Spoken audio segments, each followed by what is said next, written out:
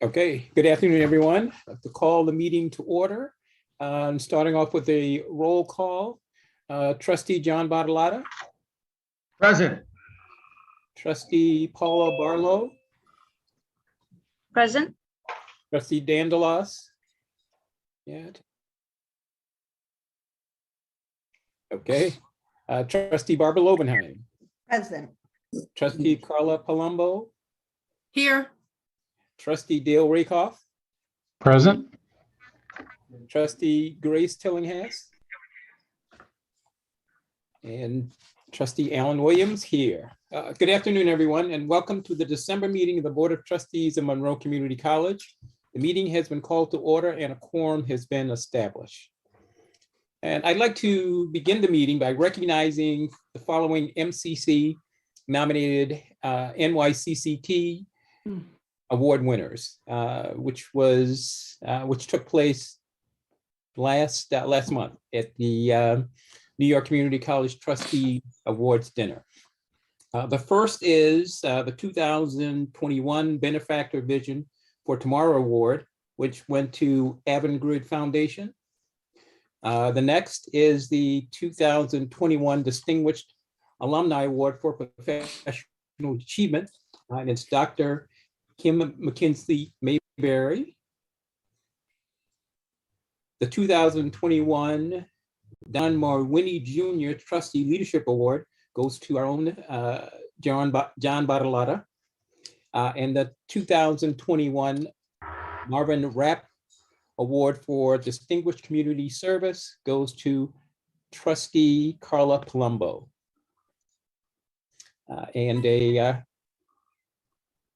Thank you. Thank you. Thank you for that recognition. Yes, I mean, we're all represented, and these awards were very much deserved by all of the trustees, as well as by Avangrid Foundation for their support of the foundation and the MCC students. So thank you all. Thanks, Alan. We will now move to adopt the consent agenda. And unless objections are raised, the following items are proposed to be adopted and approved by consent.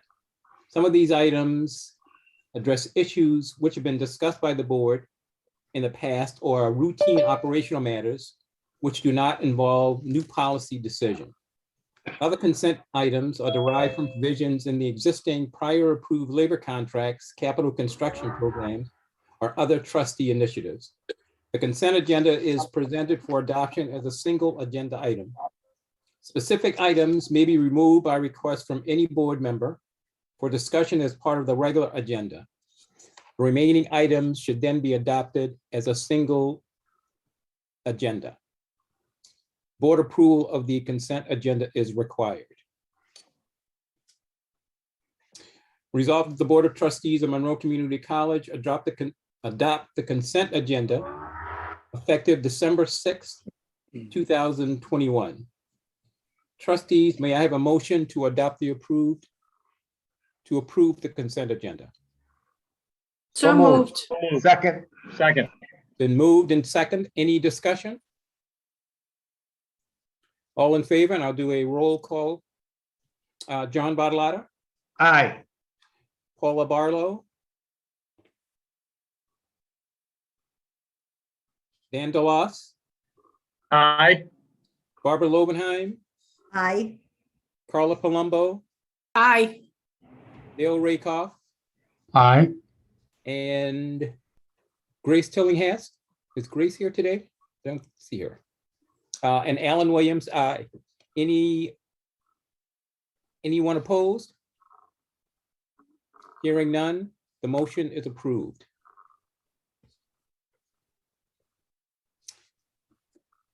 Trustee Dale Rakoff will now give the Finance and Facilities Committee report. The board will consider these resolutions as a committee of the whole, voting on each in turn. Trustee Rakoff.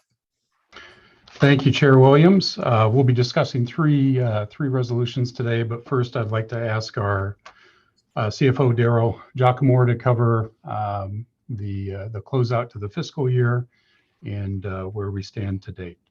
Daryl?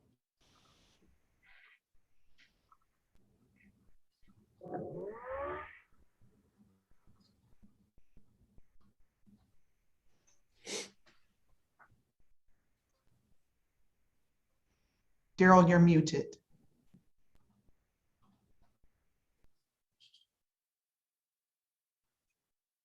Thank you. So thank you again, trustees, President Bert Nana, and my college colleagues. In your board packets, you have 3 sets of financial statements closing out the year, the August 31 full year report. You also have a September 1-month report for the fiscal 22 budget and the October report 2 months ended. I will make some comments on the August report to close the year, and then the October report for the first 2 months. I then will spend a little bit of time on looking at our net cost per FTE. I have some historical data for you, and we'll make some comments on the structural matters that we're dealing with as a college. So next slide, please. So to close out the August year-end performance, we ended at 8,281 FTEs. This achieved 92% of the budget, so we were 8% off for the year. This was not unexpected from the prior reports that I had made to you. Student tuition reflected a decrease of 1.9 million from the budget. It's a budget achievement of 96%. Total revenues, including HERF funds of $16.7 million, ended up at 114% of budget, so in excess of what we had planned on. On the positive side, total expenses decreased by $17.2 million versus budget, and so we achieved 86%, and again, a positive variance. Fund balance increased 32.3 million from budget. We had initially budgeted over a $7 million use, but we turned that completely around given the activity for the year. Next slide, please. So this captures the narrative I had just given in numerically. Most telling is the total revenue line. You can see budget to actual. The variance, the positive variance of 15.1 million.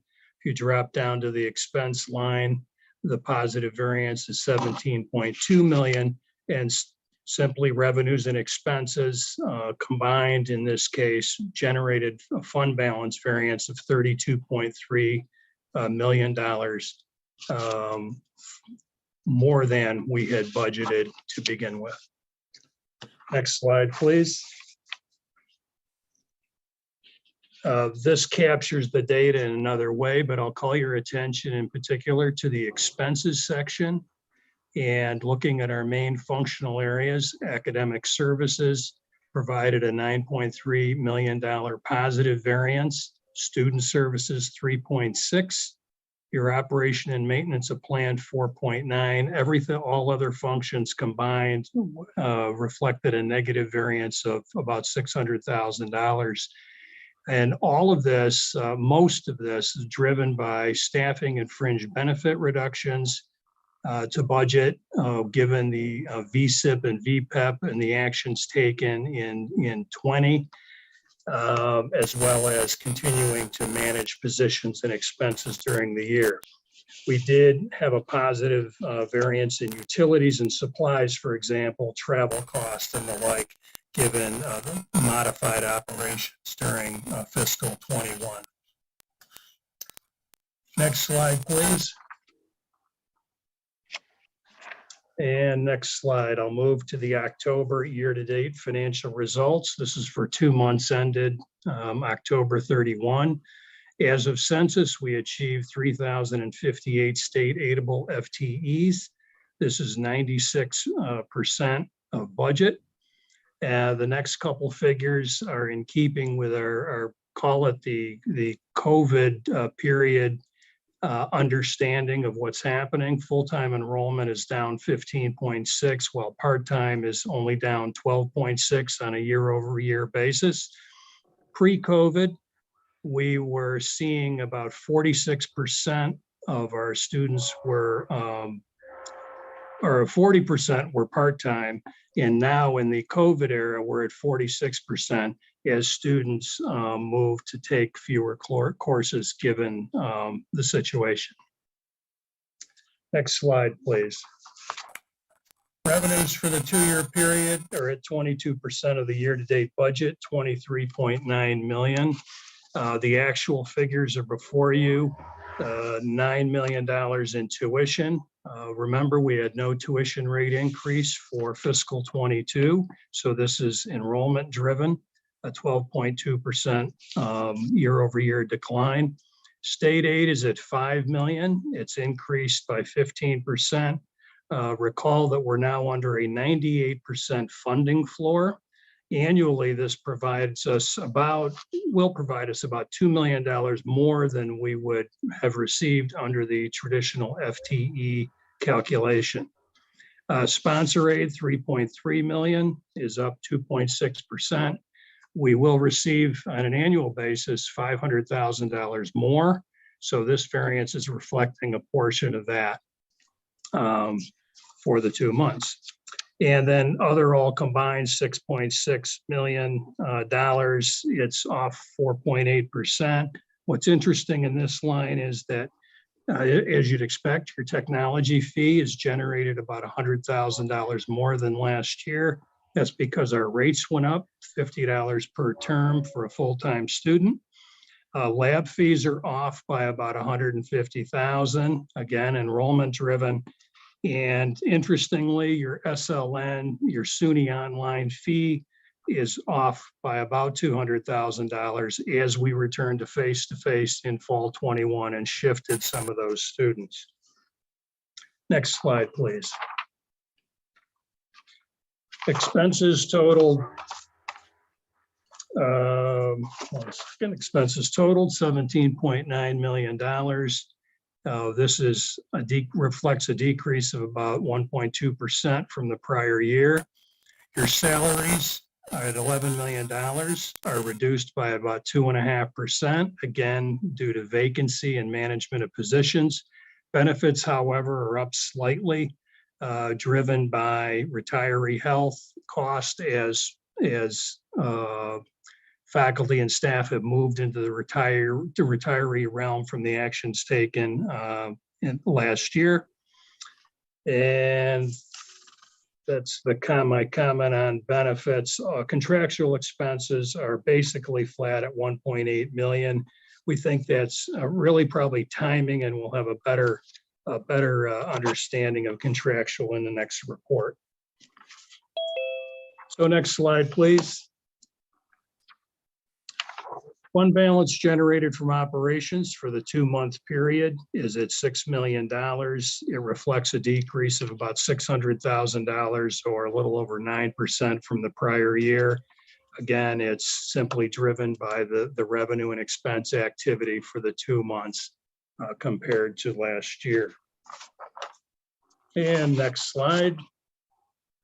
And this reflects my comments. Wages down 2.5, benefits up, contractual expenses flat. We continue to practice strong expense management. Next slide, please. So I wanted to make a few comments on this slide. This is net cost per FTE, and it provides some historic data for you, 2018 through the budget 2022. And I believe you've seen this format before. It captures enrollment, a trend line of enrollment, revenues per FTE, cost per FTE, and then a net figure. So you can see, ideally, it would be zero, right? We'd have revenues equal expenses, and that's what we're after. What I've done is broken this down a little bit more. And the top part of the graph, the schedule, shows you structural focus. So this tells you, without HER funds, what are our operations generating? And so you can see in 2018, we generated $122 per FTE. We added to fund balance. 2018-19, on an FTE basis, we were negative. We used fund balance of about $260,000. 19-20, we would have used 299 or did use on a structural basis 299 per FTE. 2021, 985. So this doesn't have HERF funds in it, but our actions in 20 generated a surplus from operations for that year of about $7.5 or $8 million. On the 22 budget, without HERF funds, we will be using at budget $800 per FTE student. So if you move down to the bottom part of the schedule, the HERF supported 18, fiscal 18, fiscal 19, no HERF funds. As you're aware, in 20, we have had a nominal amount of HERF funds. So we were at $249 per FTE, a little bit of a $50 benefit. 2021, we had the $16.7 million in HERF funds. So clearly $3,000 per FTE is a significant add to fund balance. Our 22 budget, even with HERF funds, $5.9 million, will use $24 per FTE. So in summary, most immediately, we continue to face a structural deficit challenge as the schedule indicates, and especially as we move in to start planning for our fiscal 23 budget. As you know, this budget year includes HERF funds. There will be some lost revenue that may be booked for 23. But the structural issue is still here upon us, and it concerns us. And at the same time, we've not lost sight of the college's long-term liabilities that sit on our books, in particular related to retiree health insurance that we've made commitments to, and to a lesser extent, particularly with the recent market increases to our pension obligations. We take these matters seriously as well. And I think that concludes my report for now. Thank you. Thank you, Darryl. And if we could stay on the slide, the one question I did have is if we look at the 22 budget, obviously you're reflecting a reduction of about 9 to 10% in enrollment, but the cost per FTE is inflated by about 18%. What assumptions were used in arriving at the $14,547 figure? This reflects, again, continuing management of expenses, but you have your retiree health going up. Your benefit costs are increasing. And if you go out another year, as you may be aware, we're looking at an 18% increase in retiree health coming into the next calendar year. So that will be on the table as well. So the cost structure is inflating, but the revenue base is decaying. So on a relative basis, you've got a smaller base to spread those costs over. Absolutely correct.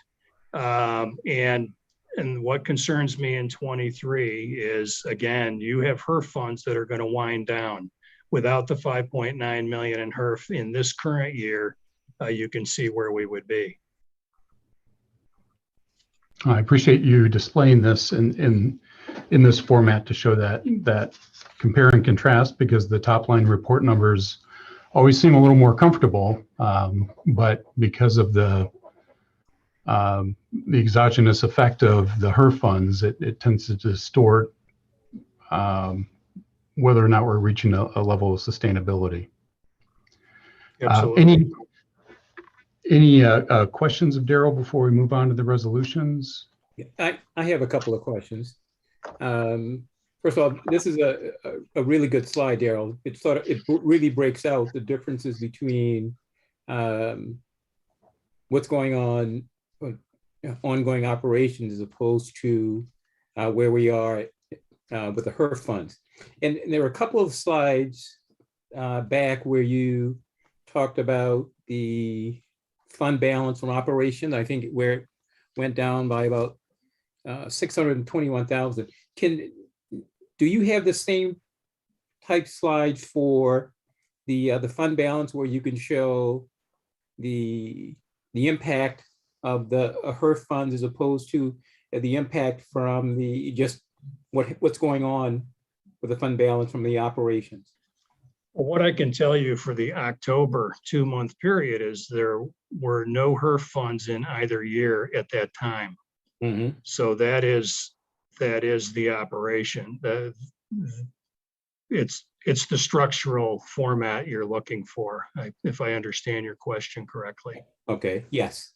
And the other question I have too is there are a couple of slides that you show the impact of the savings that we realized from the voluntary separations. And I think this is the impact of benefits. So do we expect any of those savings in the outer years, or is it just this year? You'll have continuing savings from what you would have had. Where you'll see a shift is you've moved people off the books in terms of active health insurance. You've moved them into retirement health insurance. So those rates have typically been going up faster, and then they do matter when it comes to the long-term liabilities. So, however, we're seeing a little bit of a shift, as I mentioned, for next year with an 18% increase in active health insurance. So health insurance continues to be a challenge, but in answering your question, we will see long-term benefit because those positions are no longer in the college at this point.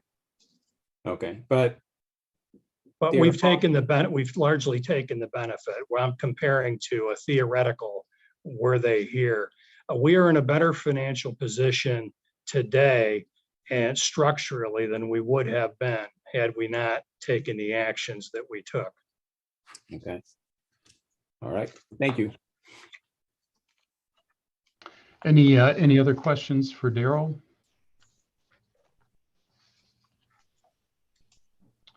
Thank you again, Daryl. I appreciate the time and effort. I know that squeezing in 3 months of reports is not easy, but especially for what everyone at the college was able to accomplish through yet another challenging year to have ended and been effective with that, maintaining the sustainability of the budget is very impressive.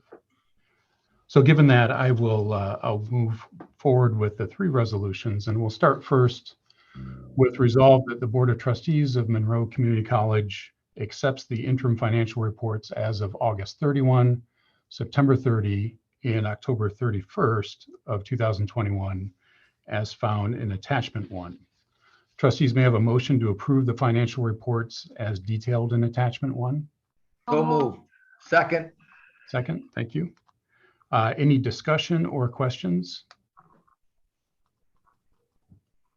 So we'll move forward to a vote by roll call. All in favor, Trustee John Bartolotta, Aye. Trustee Paula Barlow, Aye. Trustee Dan DeLoss, Aye. Trustee Barbara Lovenheim, Aye. Trustee Carla Palumbo, Aye. Trustee Dale Rakoff, aye, and Chair Alan Williams. Aye. Grace Tillinghast, aye. I wasn't sure. Thank you, Grace. Sure. So the resolution does carry. We'll proceed to the second for the authorization of purchases above $20,000.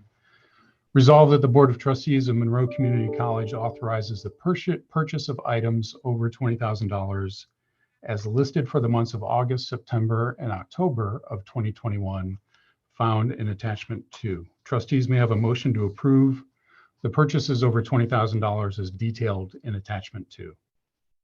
So moved. And second? Aye. Second. You knew. Thank you. Roll call. Any discussion? So we'll move to roll call vote. All in favor, trustee John Bartolotta, Aye. trustee Paula Barlow, Aye. trustee Dan DeLoss, Aye. trustee Barbara Lovenheim, Aye. trustee Carla Palumbo, Aye. trustee Dale Rakoff, aye, trustee Grace Tillinghast, Aye. and Chair Alan Williams. Aye. The second resolution does carry, none opposed, and on to the third. Resolved that the Board of Trustees of Monroe Community College approves the extension of the current strategic plan 2017 to 2021 to August 31 of 2022. And just for context, the strategic plan carried through to August 31st of this year. And obviously would be appropriate to extend this into the next year as President Burton Anna forms a committee to help with the strategic planning. So given that, may I have a motion to approve the extension of the current strategic plan? I'm sorry, I had a quick question. Sure. It's Carla. Is the intent to do a brand new strategic plan after August of 2022? Trustee President Burnett? Rakoff, may I speak? Absolutely. Thank you, Trustee Palumbo, for your question. We are actually in the process now of preparing to write a new strategic plan in the current year. So according to the timeline that's been given as a charge to the strategic planning leadership team, they are to bring forward a proposed strategic plan, a new plan, which will be a 5-year plan, sometime next spring, summer, for the board to finally approve by August 2022. Great. Very good. Thank you. You're welcome. Thank you for your question. So I'll ask for a motion to approve the extension of the current strategic plan. So moved. And a second, please. Thank you. Any discussion or other questions regarding this motion? So we'll move to a roll call. All in favor, trustee John Bartolotta, Aye. trustee Paula Barlow, Aye. trustee Dan DeLoss, Aye. trustee Barbara Lovenheim, Aye. trustee Carla Palumbo, Aye. trustee Dale Rakoff, aye, trustee Grace Tillinghast, Aye. and Chair Alan Williams. Aye. None opposed. So I would ask the board to refer to the informational items that are in attachments 3, 4, and 5. And I didn't know, Darrell, if there was any other additional information that you'd like to share with the board regarding those 3 attachments. I would, thank you, Trustee Rakoff. The CIP report that you have, in particular, we've updated the information with respect to the downtown campus parking garage. It's in the second section there, phase 2 infrastructure projects. The latest update is that the cost of a full renovation is now at $4.5 million. And given how that price has just escalated from where we were originally, we asked the county to go out and engage some basic work to understand what it would take to decommission the garage versus renovate the existing garage. That price tag is at $2.9 million. So just on the surface, in terms of the numbers, that would seem to justify a decision to decommission it rather than continue with a renovation. Right now, there are about 85 parking spaces in the garage. We rent half of those to Kodak. So in effect, in order to maintain those parking places, we would be spending another $1.6 million to keep those. So our recommendation would be that we move to decommission rather than renovate. And the importance of this, it's both a safety concern, it's a financial concern, and as well, it's really a it's being intentional about prioritizing, because the savings we can use, the $1.6 million, we can then move over to support the cogen plant that's now being renovated. Further work on the cogen plant has indicated an additional cost of about $500,000. So it would make sense to shift money over to that project from these proceeds. And given how the cogen plant, a couple of years ago, we were yielding about $200,000 a year in savings from the cogen plant. We would need to rerun those numbers given how the markets have changed, but we have expectation that it'll provide continued savings. That reduces operating costs. That has a direct impact on students, therefore. So our recommendation would be is that we decommission rather than renovate the garage. So Daryl, in decommissioning, what's involved? Just providing structural support and then sealing it off? Yes, and we would create a surface lot that would maintain the current spaces that are being used. The longer term profile for the downtown campus, not included in this price tag, but the longer term look, I believe it's in the facility master plan, would be to make some other structural changes, add green space and so on and so forth. But I have had incidentally conversations with Kodak representatives. They've been kept abreast of this all along. They're as concerned about the safety as we are. They don't have any particular attachments to keeping this going, given those issues and the price tag. Kind of a follow-up question to that, if I may. Decommission means it cannot and will not be used for any purpose? It'll just be like shored up and then that's it? I believe so. It would be, made secure. The areas that you'd have to have access to, we would have access to. It's possible there'd be storage. This is me speaking. Right. We'd have to look at that. That's sort of what I was saying. Yeah. We would maintain as much space as possible to safely operate it and contain it. Okay, thank you. And just for clarification, Daryl, obviously, those expenditures are not operational vis-a-vis the budget, but nonetheless, there's still finite resources which would detract from other projects like the cogen plant. Yeah, that's a great point. These are not operating dollars. These are capital dollars. So, Daryl, I'm sorry. By decommissioning, in terms of safety, are there any safety concerns as it relates to that particular level? No, I think it's the safer way to go. And, we would take all steps. The county is managing this project to safely decommission it. And then you'd have surface lots with the safety issues you'd have in any surface lot. What you wouldn't have is the risk of issue with a parking garage that is continuing to deteriorate. One of the reasons the price tag has moved up so quickly is when they've continued to study it, they're realizing that it has more deterioration. It's happening quicker than they anticipated. Yeah, you're answering my question in terms of deterioration. I mean, is there a cost? I mean, I know we may use it for service. I mean, what is the cost in terms of those particular structural problems?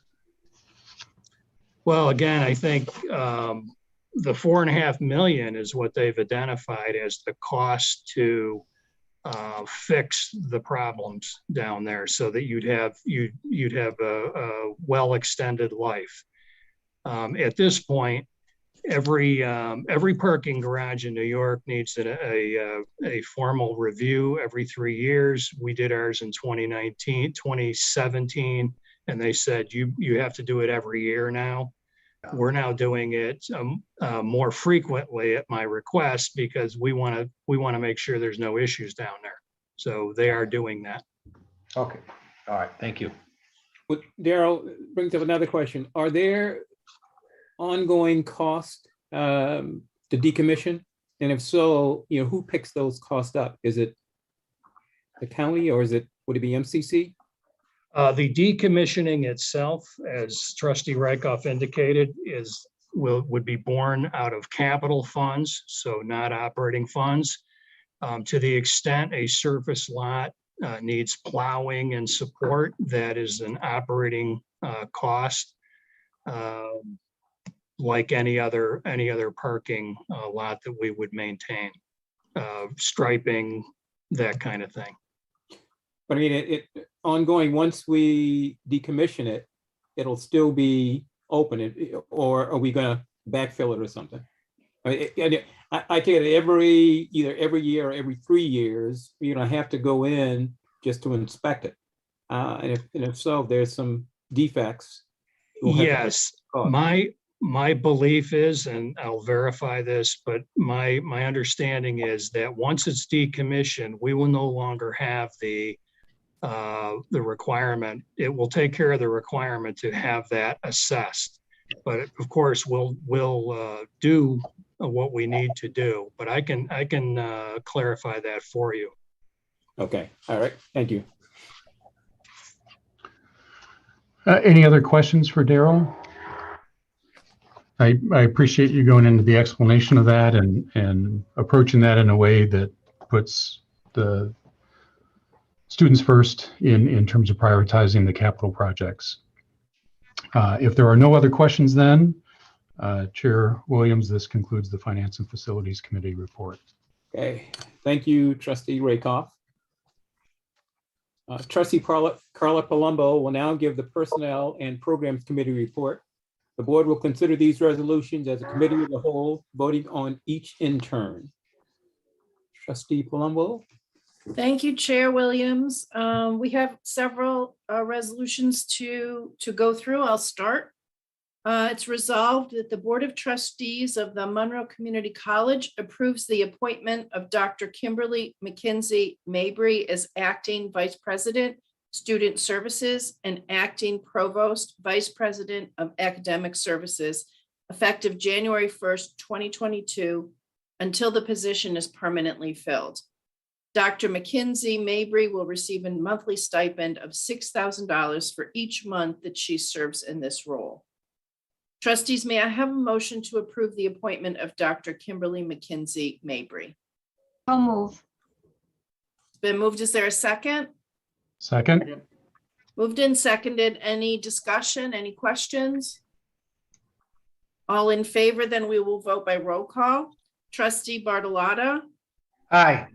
Trustee Paula Barlow. Aye. Trustee Dan DeLoss. Aye.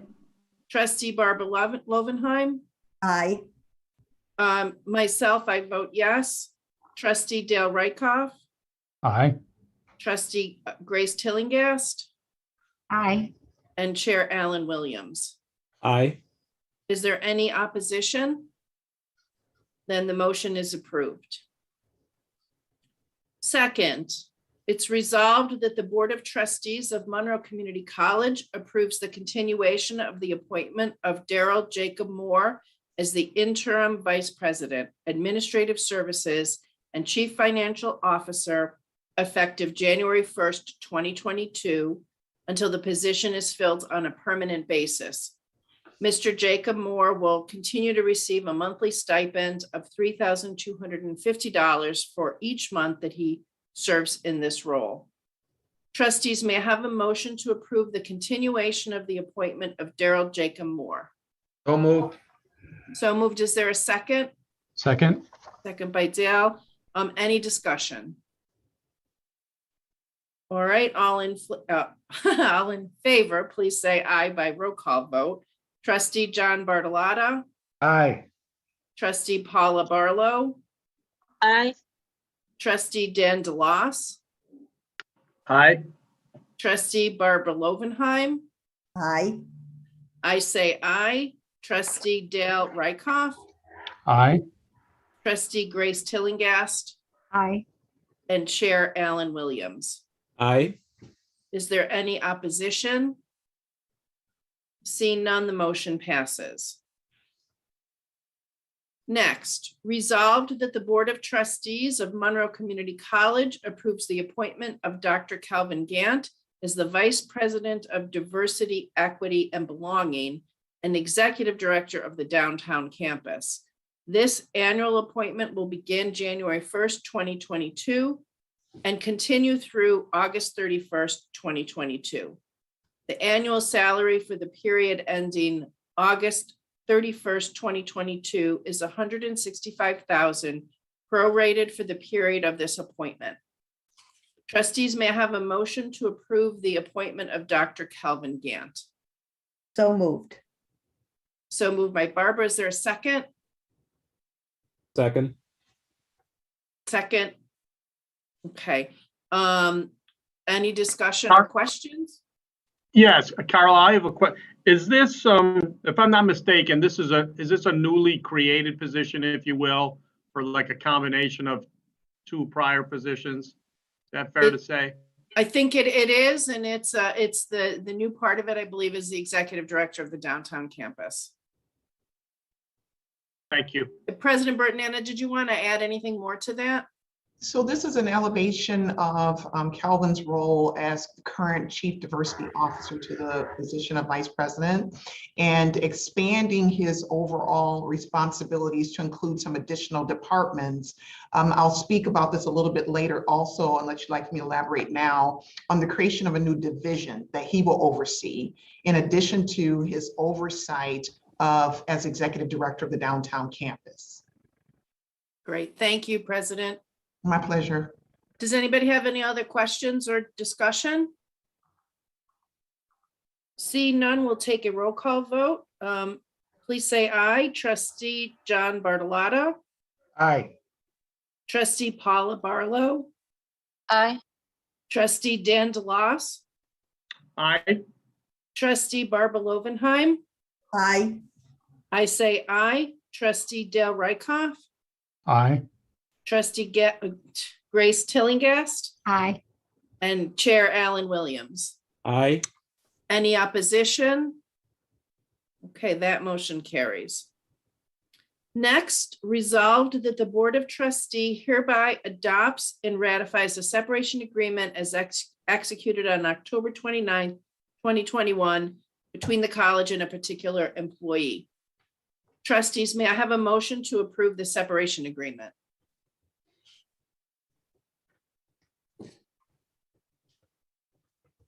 So moved. Moved by Chair Williams. May I have a second?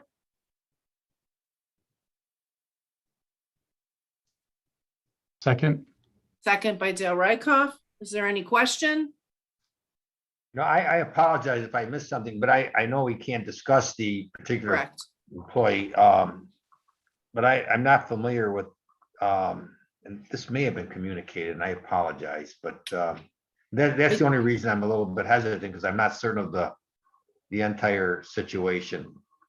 I do believe that Something there was was a sent. communication Yeah, that perhaps you missed it. I mean, I believe you would I have think to go. I think I saw it. You know what? And and so that's why I'm hesitant. Yeah. And I don't think I read through it, and I apologize.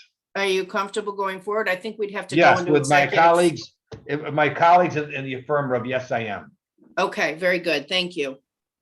So It's an if aye. all in favor, please say aye, and we'll do this by a roll call vote. Trustee John Bartolotta, Aye. trustee Paula Barlow, Aye. trustee Dan DeLoss, Aye. trustee Barbara Lovenheim. Aye. I say aye. Trustee Dale Rykoff, Aye. trustee Grace Tillingast, Aye. and Chair Alan Williams. Aye. Any opposed? Okay, the motion is approved. Thank you. Resolved that the Board of Trustees of Monroe Community College approves the promotion of the following adjunct faculty effective September 1st, 2021. And these are promotions from adjunct assistant professor to adjunct associate professor. Danielle Bronson, anthropology, history, political science, and sociology. And Michael Campbell, anthropology, history, political science, and sociology. Trustees, may I have a motion to approve the promotions as noted? So moved. So moved. So moved and seconded. Is there any discussion or any questions? Seeing none, all in favor, please say aye. I will call the roll call now. Trustee John Bartolotta, Aye. trustee Paula Barlow, Aye. trustee Dan DeLoss, Aye. trustee Barbara Lovenheim. Aye.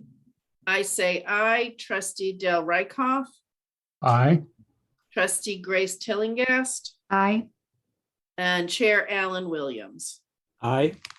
Is there any opposition? Seeing none, the motion carries. Resolved that the Board of Trustees of Monroe Community College adjust the 2021 and 2022 base annual salaries in accordance with Article 47 of the current contractual agreement with the Faculty Association.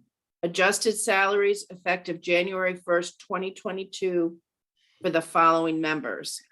This is 2021 to 2022 faculty workload buy down. Tokia Graham, English and Philosophy, 3FH. Trustees, may I have a motion to approve the workload buy down as noted? So moved. Second. Second. Moved and seconded. Is there any discussion or any questions? Seeing none, we'll move to a roll call vote. All in favor, please say aye. Trustee John Bartolotta, Aye. trustee Paula Barlow, Aye. trustee Dan DeLoss, Aye. trustee Barbara Lovenheim. Aye. I say aye. Trustee Del Rickoff, Aye. trustee Grace Tillingast, Aye. and Chair Alan Williams. Aye. Is there any opposition? Seeing none, the motion carries. Okay, almost to the end.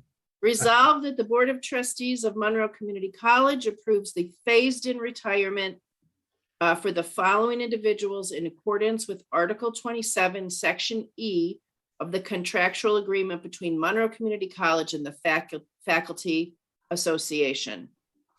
Timothy Tatakis, Department of Biology, date of retirement, December 31st, 2024. Trustees, may I have a motion to approve the phased-in retirement as noted? So moved. Is there a second? Second. Second. Moved in seconded. Is there any discussion? Seeing none, we'll move to a roll call vote. Please, trustee Bartolotta, Aye. trustee Paula Barlow, Aye. trustee Dan DeLoss, Aye. trustee Barbara Lovenheim. Aye. I say aye. Trustee Del Rickoff, Aye. trustee Grace Tillingast, Aye. Chair Alan Williams. Aye. Is there any opposition? Seeing none, the motion carries. Resolved that the Board of Trustees of Monroe Community College approves the academic calendars for 2023-24 and 2024-25 and changes to the summer 2023 academic calendar to recognize the addition of the Juneteenth holiday. These are found at attachment 6. Trustee, may I have a motion to approve the academic calendars as referenced in attachment 6? So So moved. moved. So moved and seconded. Is there any discussion or any questions? Carla, could I ask two questions? One is, do both years conform largely with the primary schools in Monroe County and their schedules?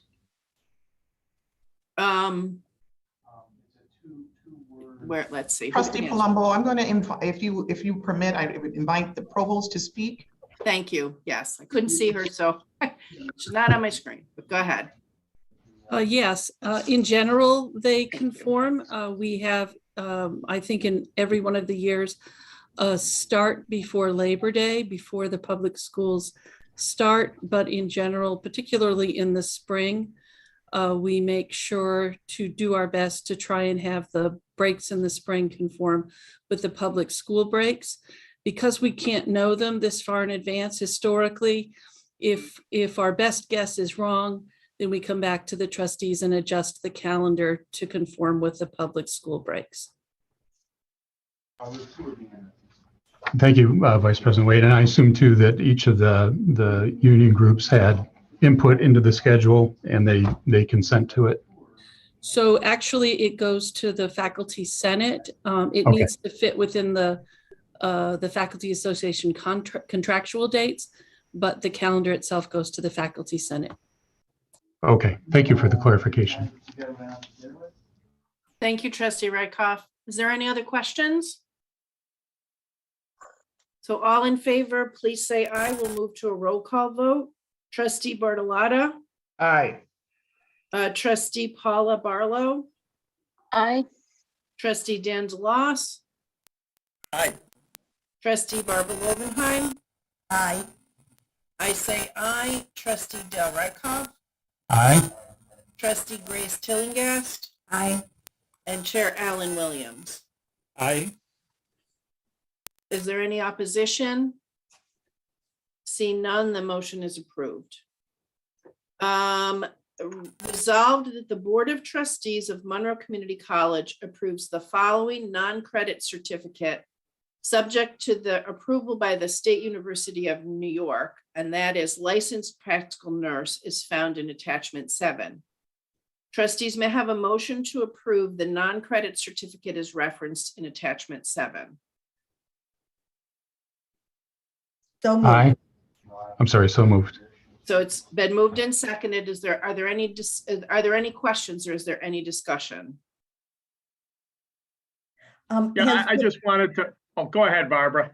Oh, Yeah. that's okay, Dan, thanks.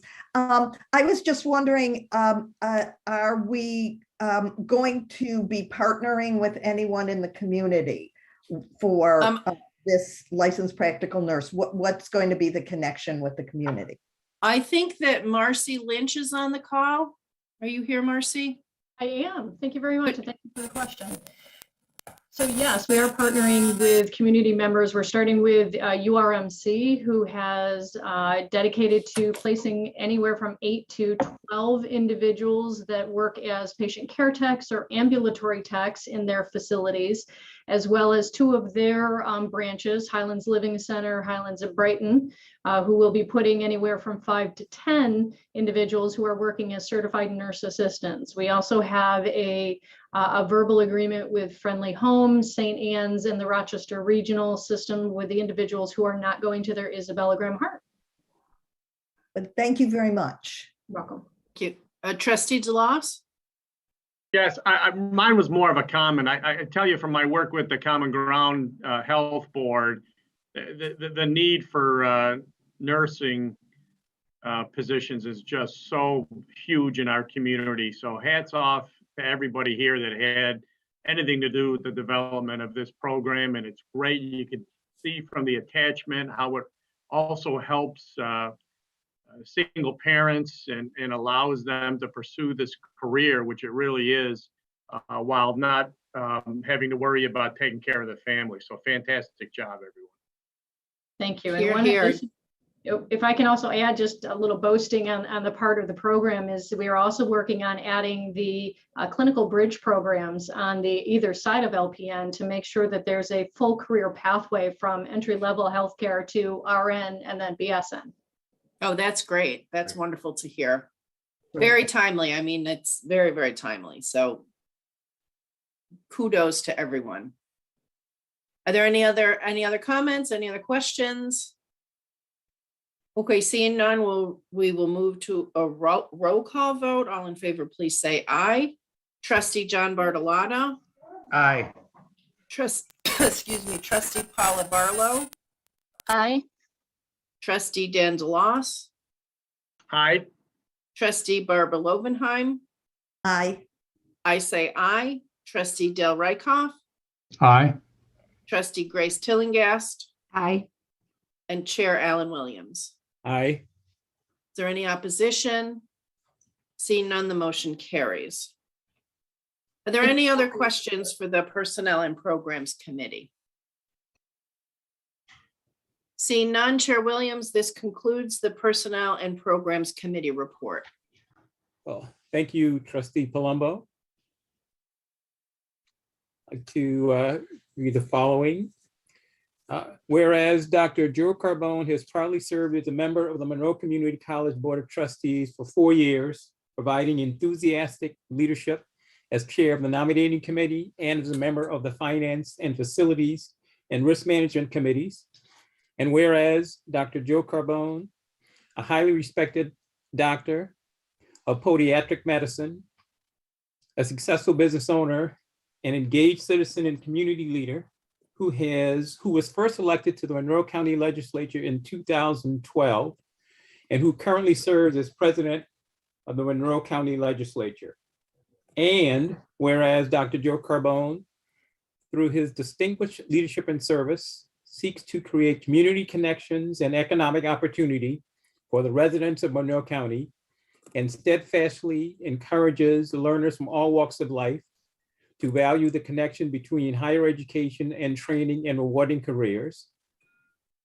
And whereas Dr. Joe Carbone demonstrates his commitment to support student success at MCC through his consistent advocacy throughout the community, his presence at annual celebrations such as commencement, and his guidance and wisdom as MCC continues to navigate the pandemic of racism, economic challenges, and COVID-19 to serve the educational needs of Monroe County and the Finger Lakes region.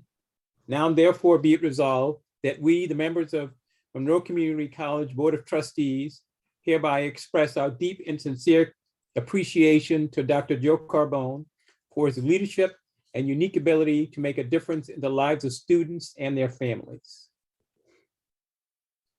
Fortunately, Dr. Carbone is not here, but this is, will be his last, would have been his last board meeting, and we certainly wish him well. Any other trustees would like to offer comments?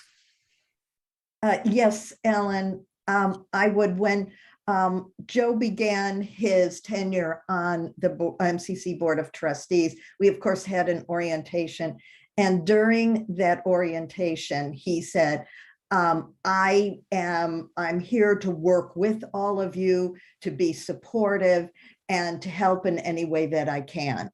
And I said, thanks. And now I say, thanks again, because he certainly has proved to be a wonderful help to MCC and to student success at the college.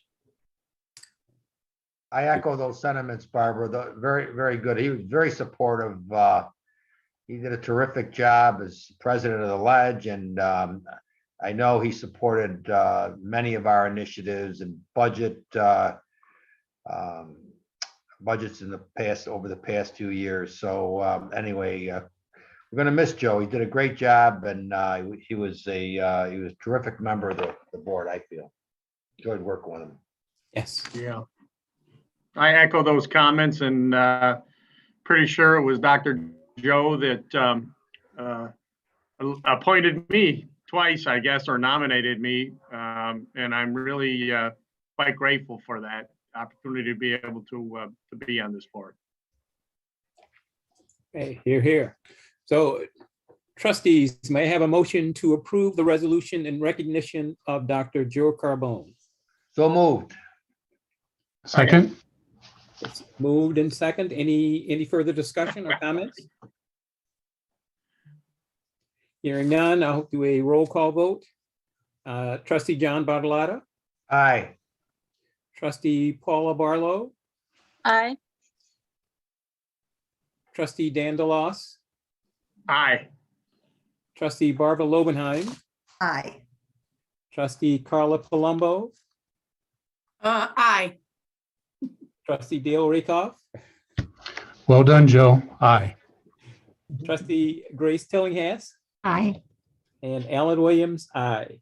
Hearing no abstentions or objections, the motion passes. Trustees, unless there is further business to discuss, this concludes the business portion of the meeting. We will now go into the informational portion of the Board of Trustees meeting. I'd like to ask President Burt Nana to give her report.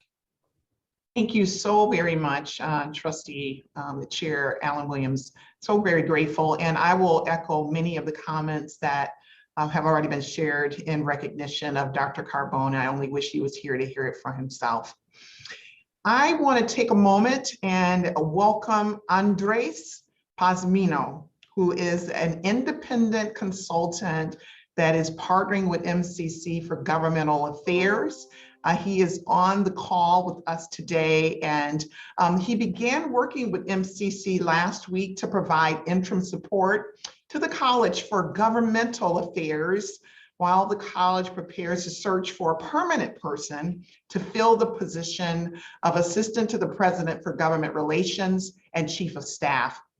Andres is working primarily remotely to provide basic support to assist MCC with our government strategies in acquiring public funding and passing legislation, and to develop and cultivate valuable relationships in both public and private sector on behalf of MCC through effective communication skills.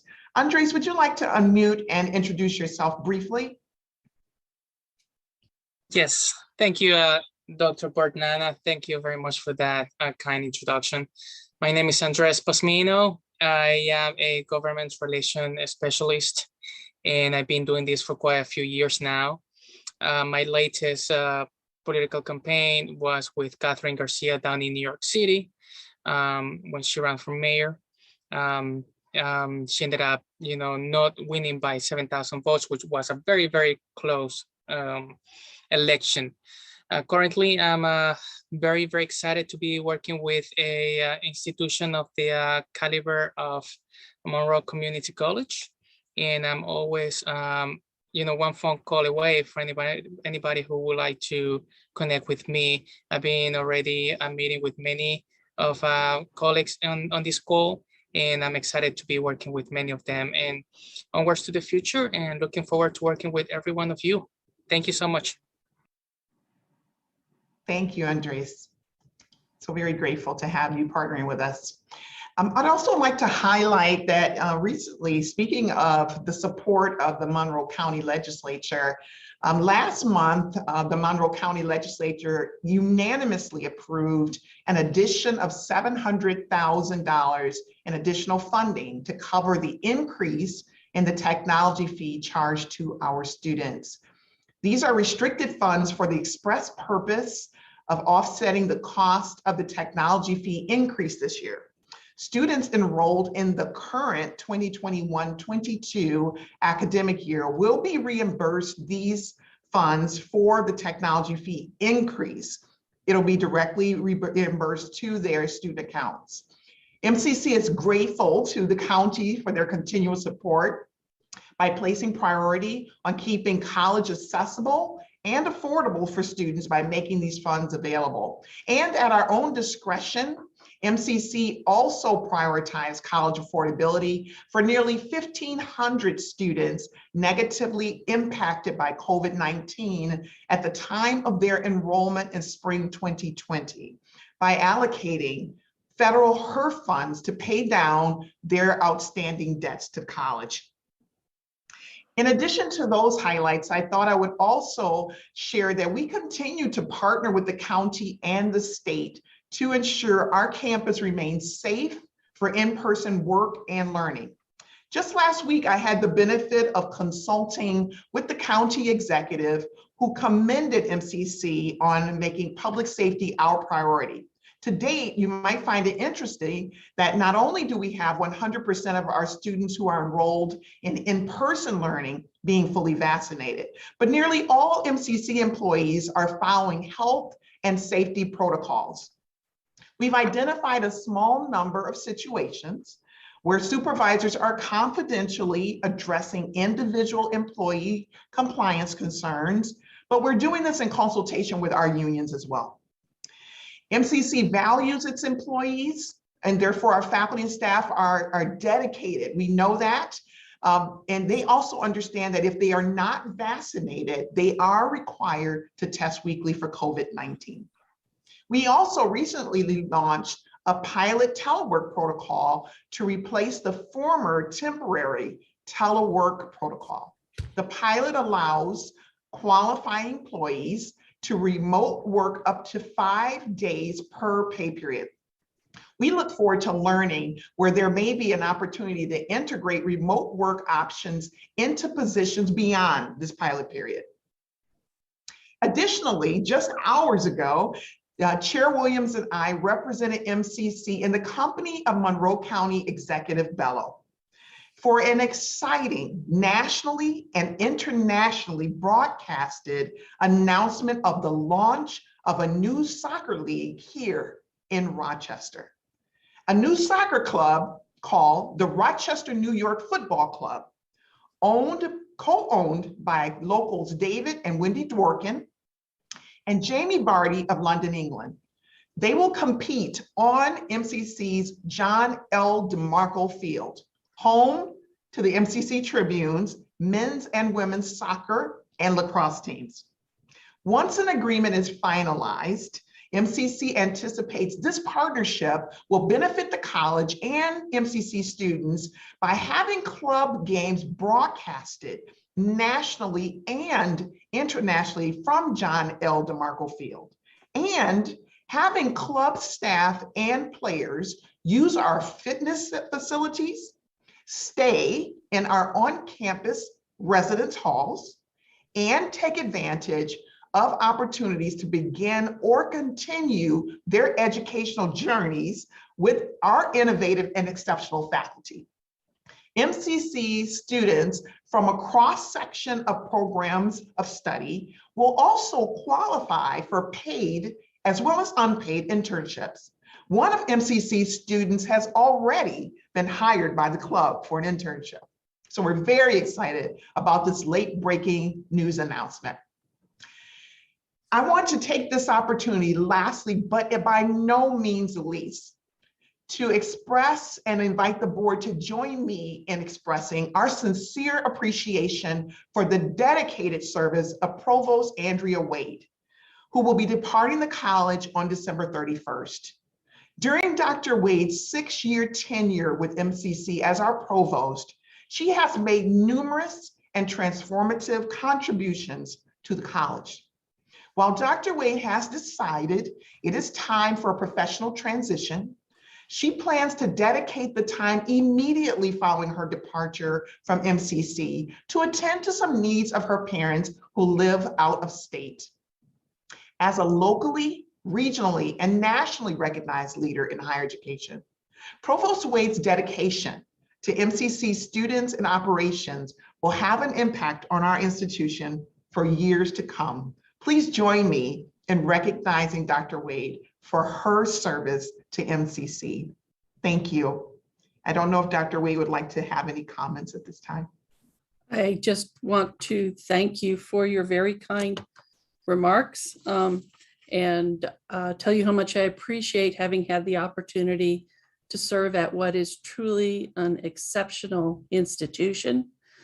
I want to express my appreciation to those I've worked with on the MCC team. They are fabulous people who always keep students at the heart of what they do. And finally, I want to thank you as a board for being so engaged and so dedicated. It makes such a difference to our students, our college, and the community. So thank you very much. I'd like to add, Andrea, I remember when you first came to MCC, and I will say this, you made a huge, huge difference. positive impact on the school. To this day, I think that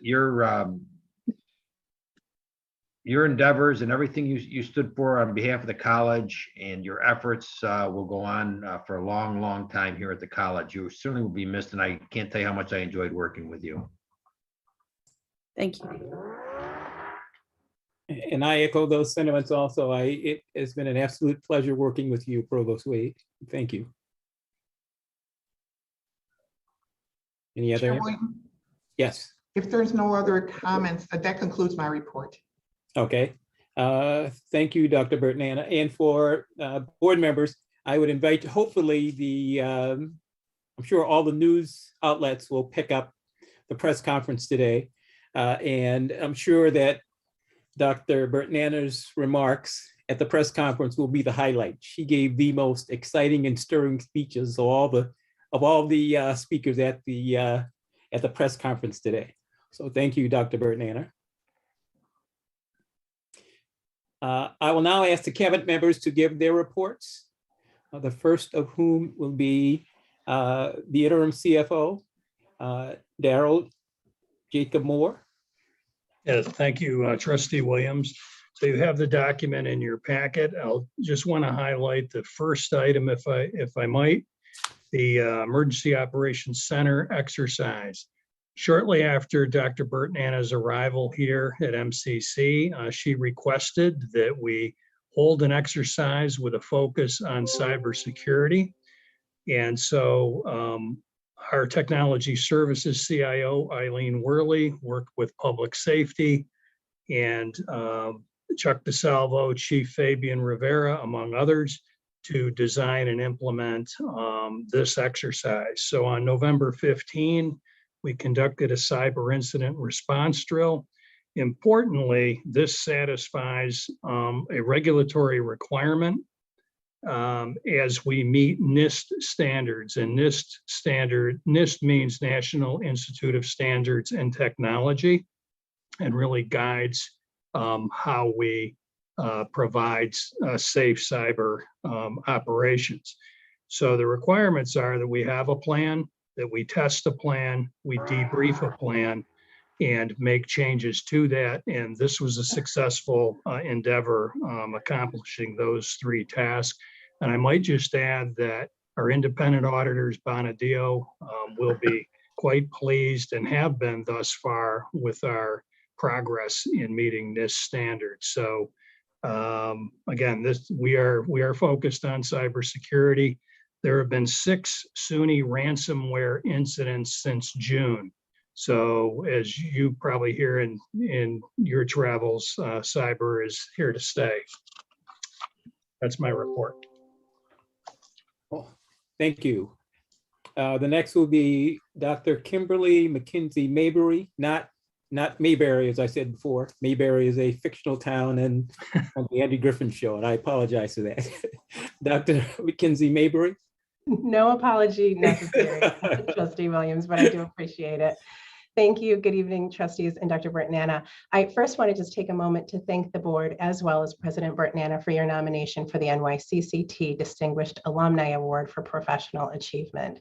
I am both honored and humbled by this recognition and appreciate your continued support since I arrived to MCC back in 2011. So thank you again. I would like to call your attention to just 2 key things on the highlights that should be in front of you. First is just to highlight the continuing needs our MCC students are facing and highlight the support of programs like Dreamkeepers and the Wegmans Grant, and of course, our partnership with the MCC Foundation. We're able to help meet many students' unexpected needs that they face this semester. Mini grants, which are typically up to $500 for each request, have assisted our students with financial emergencies such as housing and utility costs, food and child care, and even purchasing laptops, books, and other school supplies that they need. I hope you will take a few minutes just to read a few of the stories from some of our recipients this semester, learn a little bit about the struggles that our students have been facing, but also the ways in which we're able to help those students so they can continue to focus on their studies and cross that finish line. I'd also like to just highlight the collaborative effort between Academic Services, the Office of Pre-Collegiate Partnerships, and Student Services, the Office of Registration and Records. And together, those teams work to enroll almost 5,000 local high school students into a variety of MCC dual enrollment courses, where these students have the opportunity to earn college credits while still in high school. The importance of this partnership across the city and the county is really important to us because these high school students will become our future tribunes. So we're really excited about the cross-divisional collaboration to get that number of students registered into MCC college credit-bearing courses. This concludes my brief highlights for student services. Thank you. Okay. Thank you. Next will be Christian Seinkins, the Acting Vice President for Economic and Workforce Development. Good evening, everybody. Hope you are all doing well. I just want to point out 2 items on the highlights from the Economic and Workforce Development Division. The first being the success of our Finger Lakes Youth Apprenticeship Program, which is happening in partnership with the Rochester Technology and Manufacturing Association. We have seen 176% increase in enrollment for that program of junior and senior high school students, and a 630% increase in underrepresented populations. So just in straight numbers, we have 274 students that we are serving in that program, which is pretty exciting. And I also just wanted to quickly mention that our MCC downtown campus hosted a press event earlier this month or end of last month for the National Apprenticeship Week. Dr. Bertanana and representatives from the Building and Trades Apprenticeship Programs of Rochester Building Construction Trades Council, Monroe County, New York State Department of Labor, Assembly Member Bronson, and Helmets to Hard Hats, as well as Unicon, were all in attendance. And the New York State Department of Labor Commissioner, Roberta Reardon, actually toured our Forward Center after the press event and was extremely enthusiastic and very impressed with what's happening here. So those are my 2 highlights. Thank you. On the apprenticeship program for the building trades, when is that, or has it kicked off, or what, or how, what's going on with that, with the building trades, or is there an apprenticeship program? There is. Are you referring to the MCC skilled trades programs? Yes. Trustee Williams? Yes, those are ongoing. And actually they will be moving from Eastman Business Park to the downtown campus this month. So we're pretty excited about that. Oh, very good. Okay. Well, thank you. Thank you. Next is Dr. Andrea Wade, our outgoing provost and vice president. Yes, and I invite the trustees to look over the highlights, the many highlights of the accomplishments of the faculty, staff, and students in academic services. But I also want to take a minute to recognize something that is truly unique, not only to MCC as a community college, but to MCC as an institution of higher education. And that's our Holocaust, Genocide, and Human Rights Project. Many of you were involved in helping it start and in watching over it for now 20 years. And I just want to recognize the significance it has in scholarship and in helping our students develop. I checked with Jody Oriel, who is one of the longtime sponsors and supporters, and she estimates that the investment in the project has touched the lives of more than 20,000 students and community members since its inception in 1991. It helps transform our students through scholarship and telling the stories of the Holocaust and other genocides to become true and effective advocates for human rights. And related to that, I draw your attention to the description of the Holocaust, Genocide, and Human Rights Studies micro-credential, which is yet another cohesive set of courses that we're offering to students. And this is, it doesn't require a vote. It doesn't require approval by New York State Ed, but it's very important, I think, that the trustees are kept abreast of all the different ways that we help our students learn. If you look at it, it's a set of courses. Students can be enrolled in other programs and earn this micro-credential along with their degree, or they could choose to come and just earn the micro-credential from taking courses. But truly, it really represents the kind of academic rigor and scholarship that distinguishes MCC's faculty and students. So I recognize all the faculty and staff that got together and helped develop this micro-credential and congratulate them for that effort.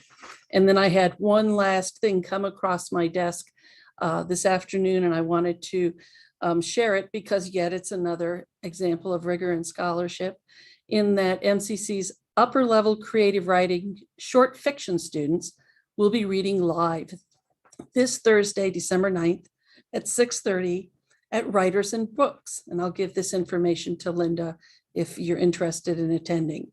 Not only will these students be reading their original work, but they have, which they've prepared for a public audience, but they've actually co-curated the actual event, giving them hands-on real life experience with this part of the professional literary landscape. So we'd love for you to join us, and I'll share the information with Linda if you're interested in attending. Thank you very much. Okay, thank you, Dr. Wade.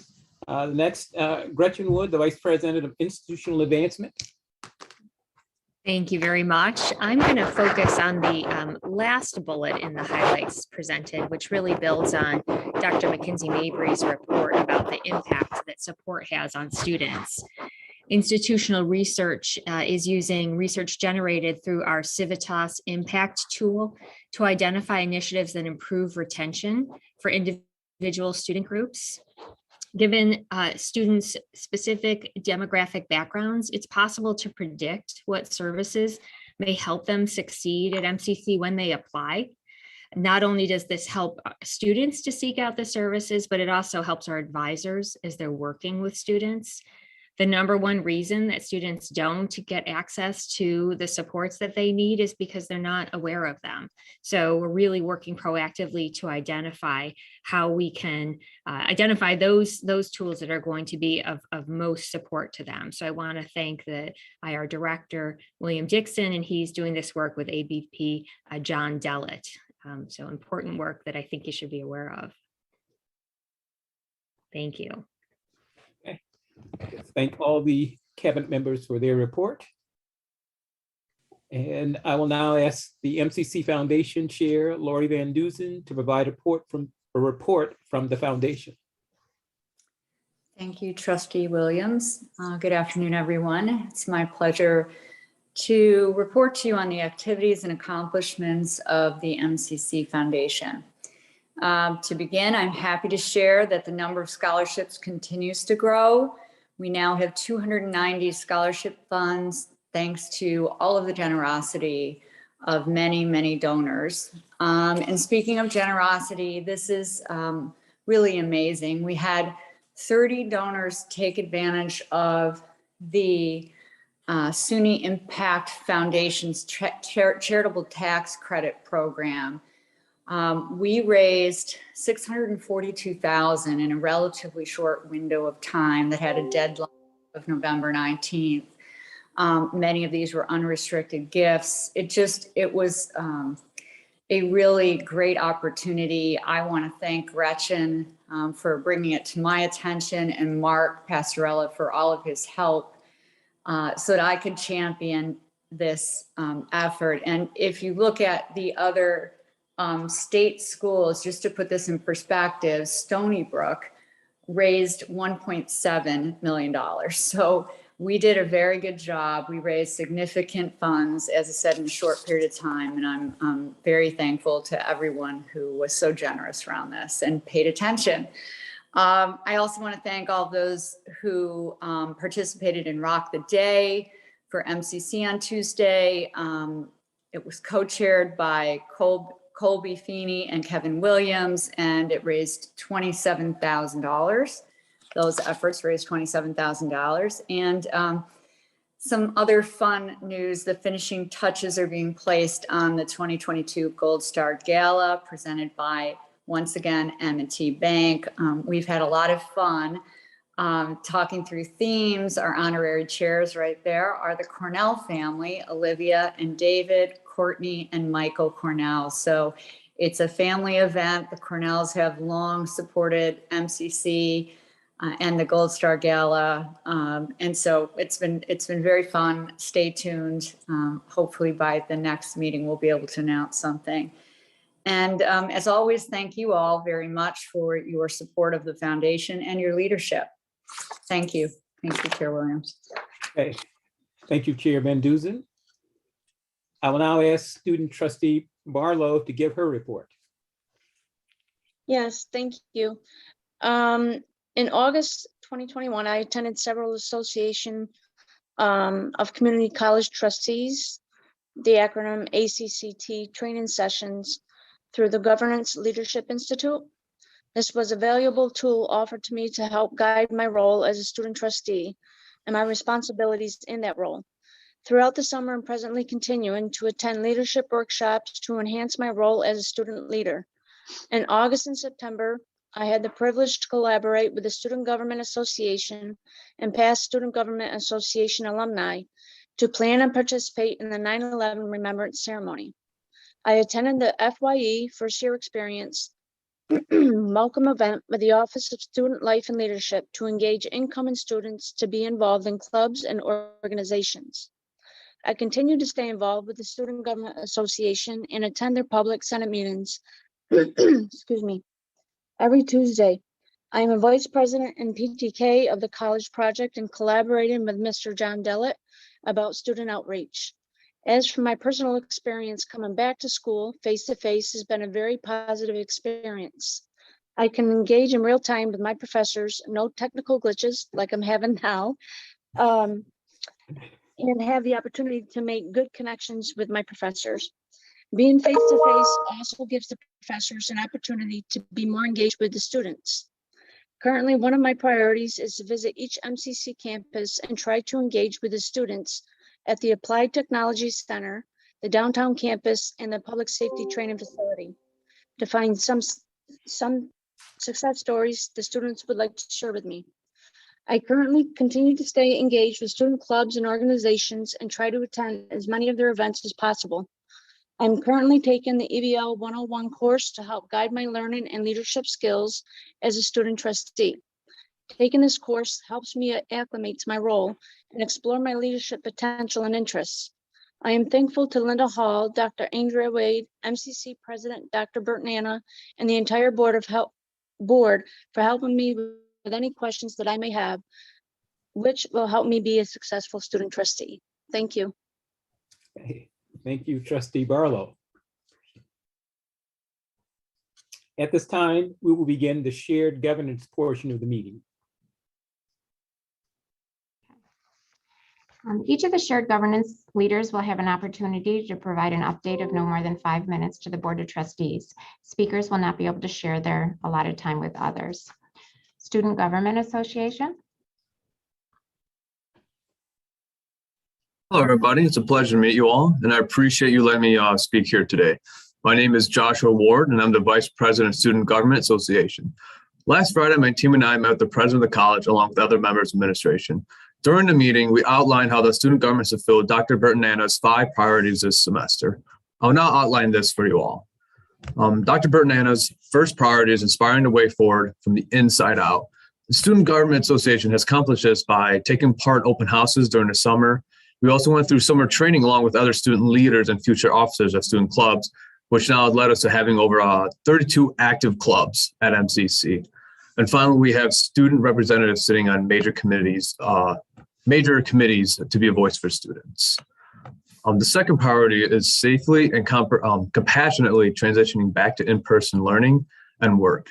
Student governments fulfill this by going hybrid for our SGA meetings. We did this by acquiring the old ID photo room in which we now conduct our weekly public Senate meetings from, which now we both accommodate for both in-person and online students that can attend. We also been encouraging our fellow clubs to go hybrid with their meetings as well. And we also encourage our students to stay vaccinated, encourage distancing and wearing their mask. The third priority was prioritizing diversity, equality, and inclusion efforts. With this, student government has helped out by assisting with events such as International Day events. We also passed our multicultural resolution to support the diversity and multicultures we have here at MCC. With our upcoming event 2, our Winter Wonderland event, we're also celebrating the different cultures and holidays that are celebrated during this month, including Christmas, Hanukkah, and Kwanzaa. And also all of our culture clubs are active. Examples would be our Black Student Union, Chinese Culture Club, ASO, Global Union. And as we move on to the fourth priority, which is attracting and enrolling prospective students from the breadth of our diverse community and retaining current and returning students. The SCA strives to create a campus community where students feel like they belong. We did this by hosting events such as our Gratitude Fest, which we served over 200 students and we did card making. We also did a turkey drop. We did it both at downtown campus and Brighton campus, and it served to over 100 students. And like I said before, we also have a Winter Wonderland event, which would be pretty big. We'll have food, games, prizes, card making, information tables about the different cultural holidays as well. And we also, during the beginning of the semester, we helped with the 9/11 Memorial, which for those who weren't there, was a pretty large event, which we had a lot of help from everyone. And we also had a huge flyover. So it was a lot going on that day and it was pretty awesome to be there. And lastly, her fifth priority is planning for and advancing major initiatives, which we did by having our student leaders on several committees, such as the MCC Association Board, Financial Committee, P&O Committee, and Faculty Meeting Committee, and many more. And finally, recently, we also had a search committee that came in to get our voice as students to kind of give them feedback on how they can help them find a new vice president here at the college. And then we look, hopefully we'll keep this up and we want to continue these 5 priorities into our next semester as well. And again, thank you for allowing me to come up here and speak. That'll be my report. Next is Faculty Senate. Evening, everyone. As we wrap up the fall semester, I want to thank the senators, the executive committee, and all my colleagues that work to serve our students and the community. They represent the best of MCC.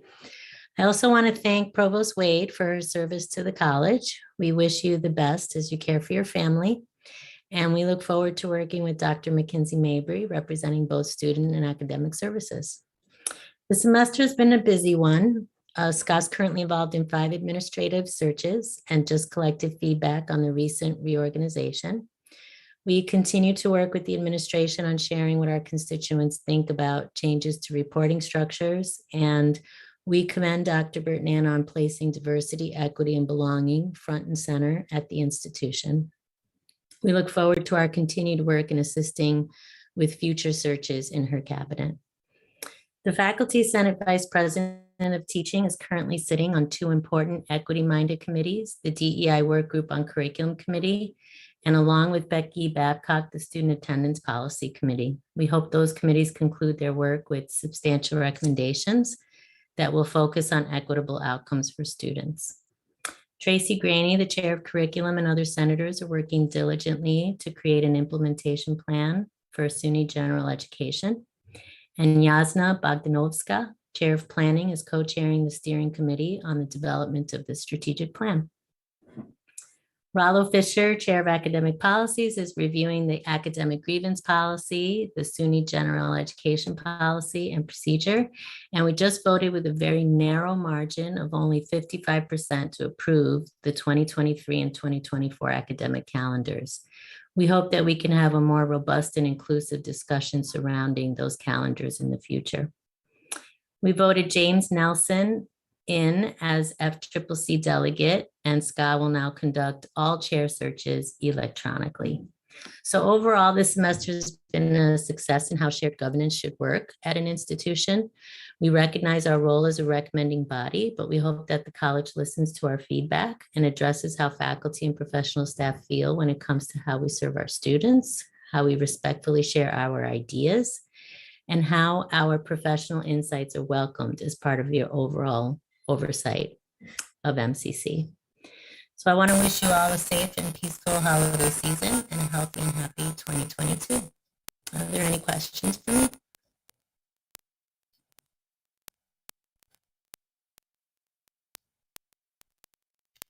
Okay, thank you. There is no report from Support Staff Planning Council today. Administration.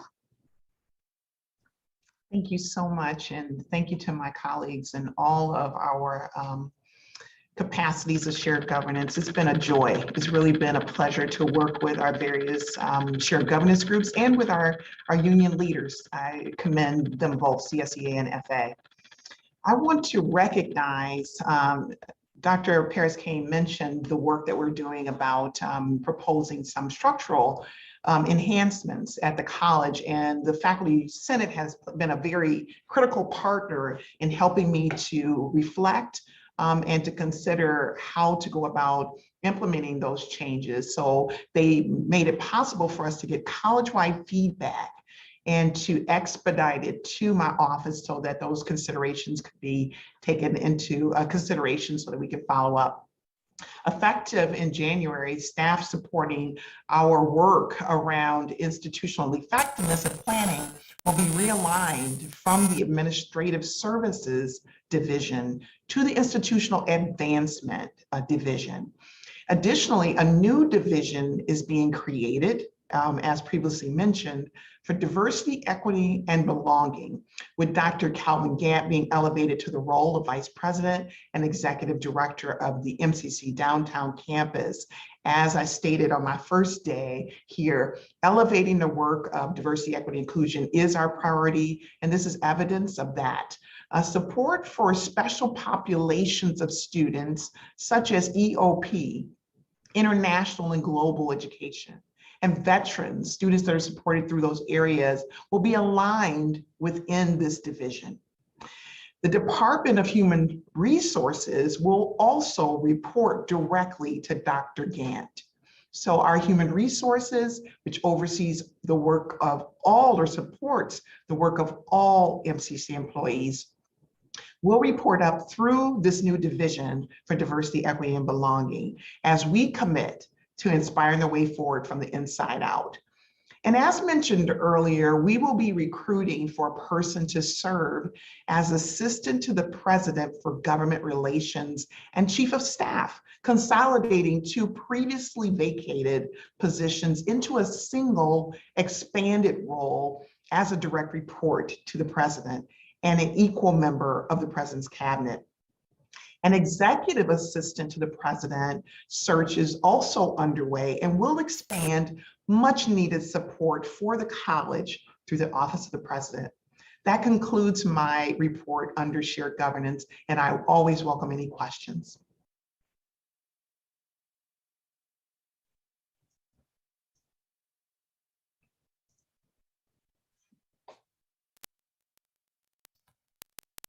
Sorry, I was on mute. At this time, we will begin the union update portion of the meeting.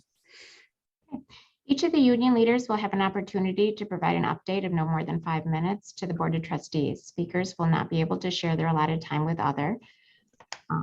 Faculty Association.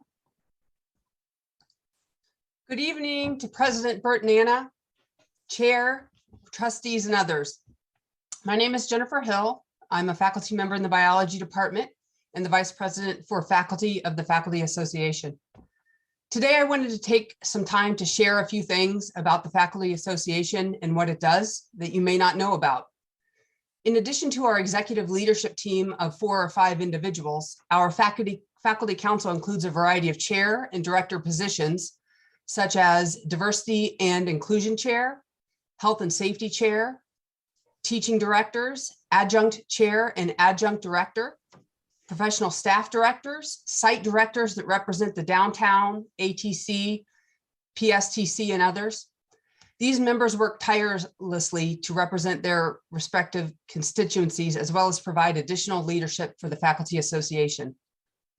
The Faculty Association is affiliated with NYSUT, New York State United Teachers, AFT, American Federation of Teachers, and NEA, National Education Association. Past presidents and other MCC FA leaders have been active participants in the work of these national organizations, as well as locally in NYSET. As one example, this fall, the MCC FA received a $50,000 grant from AFT as part of their nationwide Back to School for All initiative. This money was used to build community and welcome back students, faculty, and staff to campus with a Fall Back to Campus series. The series included a bagged lunch and brief TED Talks on a relevant topic of interest to our community over several weeks. It is estimated that well over 1,000 students and employees attended these events. Thanks go out to John Dellett and Matt Lawson of Student Services for coordinating these events. Our current president, Bethany Gizzi, is an active leader both locally and nationally. In 2019, she hosted a Take a Look at Teaching Summit at our downtown campus. She regularly attends and presents at the annual NYSET Community College Leadership Conference in the fall, and is an active member in the NYSET Women's Committee, as well as the Higher Education Committee. As a further testament to her amazing work ethic and dedication, in 2018, Bethany was honored as the NYSET Higher Education Member of the Year. In addition to Bethany, several of our members have also presented at the NYSET Community College Leadership Conferences over the years. Since 2014, members of the Faculty Association have donated funds to the Follow Your Dream Scholarship that honors deserving students who have obligations outside of the classroom, but yet continue to succeed in the classroom.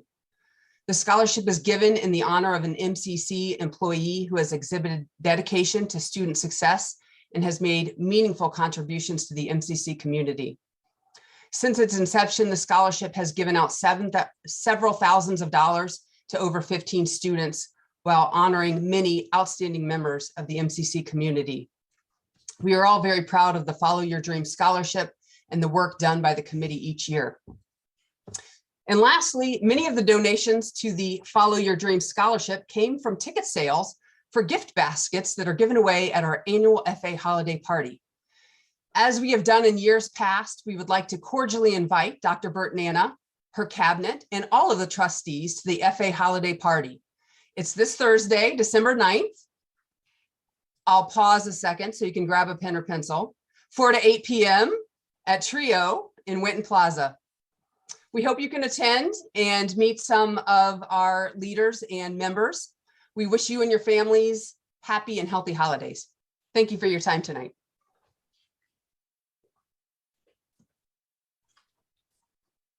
Okay, and CSEA does not have an update today.